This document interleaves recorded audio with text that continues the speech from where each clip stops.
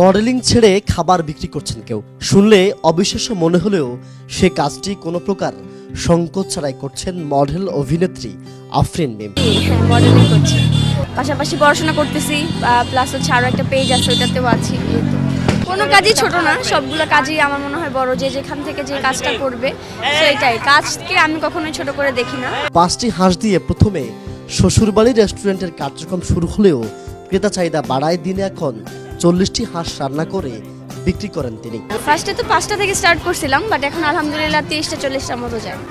এখানে রান্না হয় আমাদের, লাইভ রান্না। আলহামদুলিল্লাহ ভালো রেসপন্স, ভালো আসছে, কাস্টমার খাচ্ছে, আলহামদুলিল্লাহ ভালো রিভিউ পাচ্ছি। আমরা যে ছিলাম, মানে আমার পার্টনার যারা আমরা দুজন ছিলাম, দুজনেরই মাথা থেকে আসা আর কি।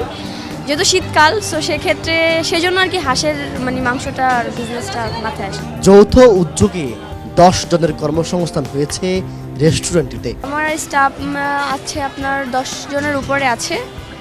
এই তো 10 জন স্টাফ আছে, এরপর আমি আছি, ভাইয়া আছে, আমরা পার্টনার আছি। যে যে কাজটা পারে সে সেই জায়গা থেকে স্টার্ট করবে, সেজন্য মানে ওই জায়গা থেকে দেখা যায় তার কাজের একটা স্থান হলো, পাশাপাশি অন্য আরও অনেকজনের কাজের একটা স্থান হলো।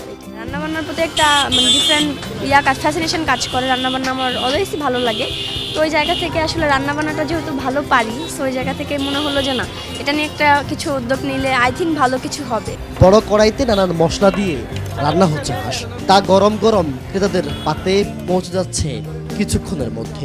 রেস্টুরেন্টের নাম শ্বশুরবাড়ি হওয়াতে মজার সব মুহূর্তের মধ্যে পড়েন মিম। শ্বশুরবাড়িতে আসছি, ফ্রি খাবো, শ্বশুরবাড়িতে টাকা দিয়ে মানে খেতে হয় না। আমি তো বলি যে ফ্রি আপনাদের জন্য খাওয়া, বাট যখন খাবারটা টেস্টি হয়, খাবারটা খায়, তখন তো তারা নিজেরাই বিল দিয়ে যায় নিজে থেকে এসে। আবার অনেকে এটাও বলে যে শ্বশুরবাড়িতে আসছি, মিষ্টি নিয়ে আসি না, সেক্ষেত্রে কীভাবে খাওয়াবেন?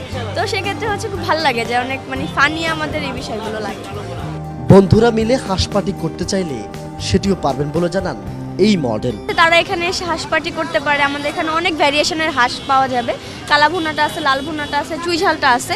তো সে পাশাপাশি আবার হচ্ছে গরুর কতগুলো আইটেম আছে, তারপর হান্ডি বিফ, যে কোনো একটা দিয়ে তো করতে পারবে। হাঁসটা অনেক মানে পপুলার আমাদের এখানে।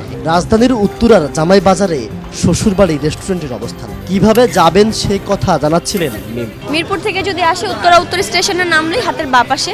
আর উত্তরা থেকে যে কেউ মানে যে কোনো রিক্সাওয়ালাকে বললেই হবে, উত্তর স্টেশনের পাশেই জামাই বাজার বা নবমী রেস্টুরেন্টের পাশে বললেই সবাই চিনবে, যে কোনো রিক্সাওয়ালাকে বললেই হবে।